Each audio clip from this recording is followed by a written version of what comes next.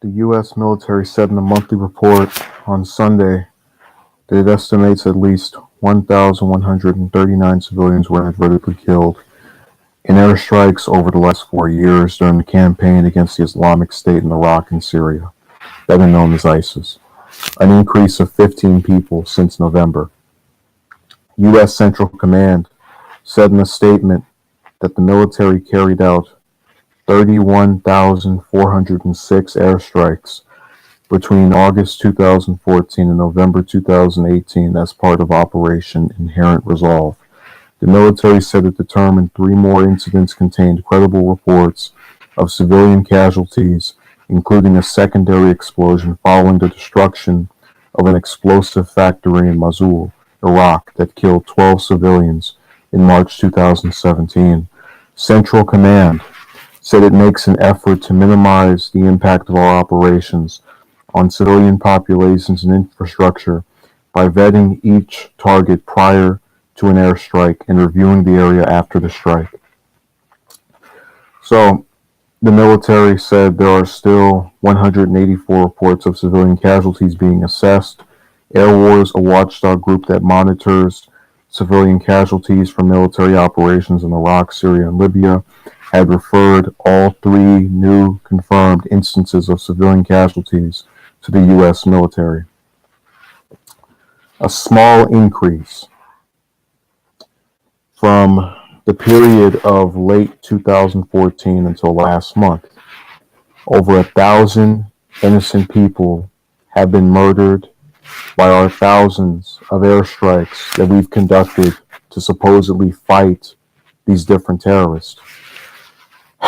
And, one of the main themes of this channel has been being able to call out a problem or an issue in American policy, whether it's a Democrat, a Republican, independent, a Green Party, a Libertarian Party, a Whig Party, run is too damn high party, because it's not about trying to make one side look better than the other or, make someone seem as if they're superior to their opponent, the competing party.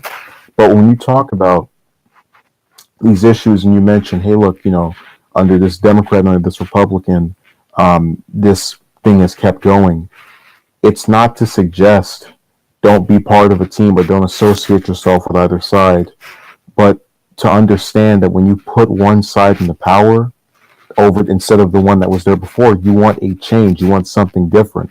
That's why a lot of people, when they saw what appeared to be Trump's anti-war rhetoric during the campaign, they became inspired. They thought, hey, maybe I can get something different. We can have a variance. And instead, it's been a complete repeat of what we had before, and arguably slightly worse, because as I read earlier, 15% an increase of 15 people since last month.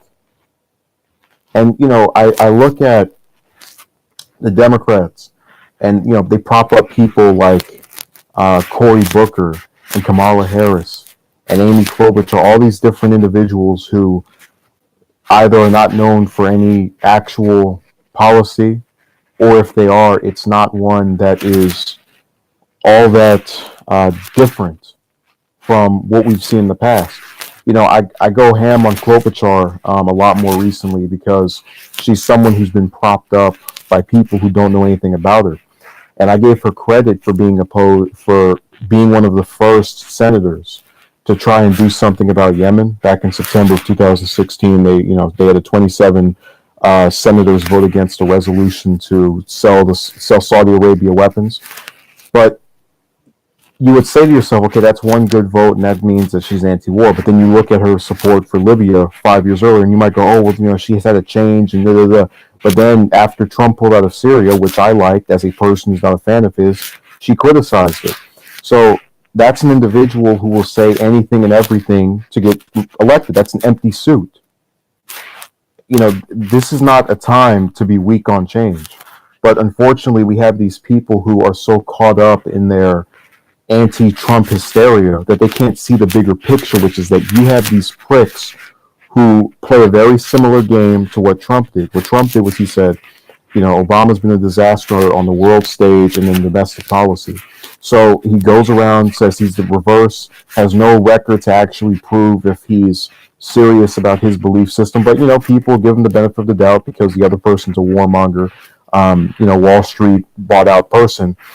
And he gets in office, and then he keeps the bombing going, which has been the case for almost 2 years now of him being in office.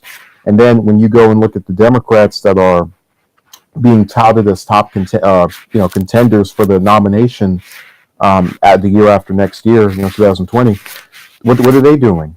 The exact same thing. They're going around, they're protesting the person who's currently in power and jockeying for the next position.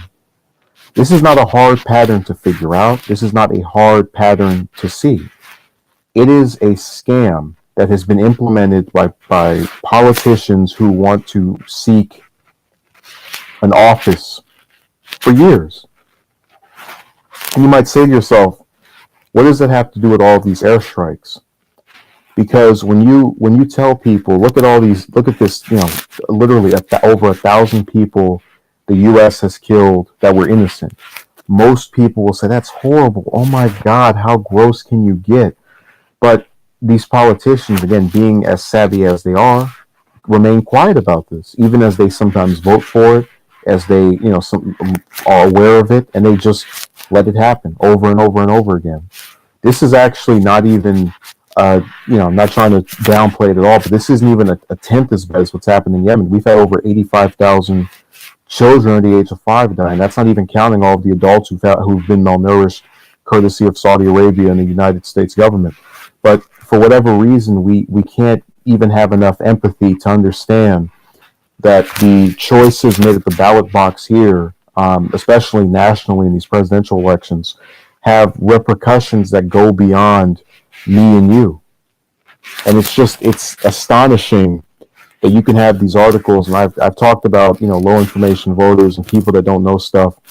But when you make this known and you try to say, hey, this is a problem, they oftentimes don't want to believe it, or if you show them the information, they try to say it's not as bad as you think it is. It's incredible. People just don't care about others.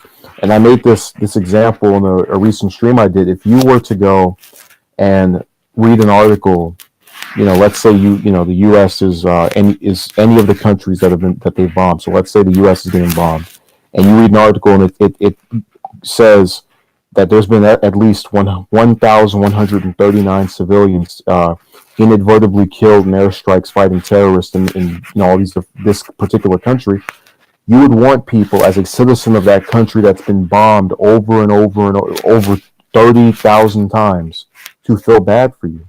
But do you see how Americans can't give the same level of self-respect and decency to their peers? We oftentimes on here mention the military-industrial complex, and I've tried to explain the way this works repeatedly.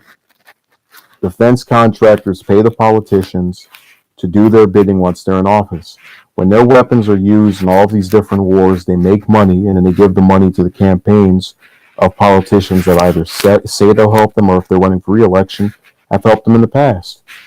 And this is courtesy of Citizens United. This is courtesy of us having, legal bribery. It's something that is not difficult to understand the concept of if you want to. But what seems to have been the case is we have people who've turned their brains off to critical thinking, and have completely abandoned this idea in favor, if they're a Democrat, of hating Trump for everything that he does, and if they're Republican, for bootlicking for Trump for everything that he does. If you look at the response to him pulling out of Syria, it was a bunch of defense contractor goons, whether they're a senator or a member of the House, who lost their minds over that because they were going to lose their money. They're warmongers because they advocate for all of these conflicts that they're never going to have to fight in. The reason this story will not piss enough people off to where they stop voting for individuals that don't take a stand on war and peace and let it be known what their position is during their campaigns or while they're in office is because they themselves have no concern for something that does not affect them. It's completely of no consequence to them if 1,000 people in another country just happen to die because the U.S. wants to bomb until it runs out of weapons. They don't care. And the only way you're ever going to get them to develop the sense of empathy that forces them to say enough is enough is if it starts happening over here. I hope it doesn't, but people in a lot of cases have to be dragged to a position. It's why people get upset when they see protests and rallies. They become complicit with the status quo, and they don't want anyone to challenge it because they think it's a waste of time to even bother applying pressure to individuals that are in office. But look, we're going to have more deaths. We're going to keep bombing 7 countries. We're going to continue having over 900 military bases, touting ourselves as supporting democracy while literally supporting over 70% of the world's dictatorships. And we'll just go further into the toilet.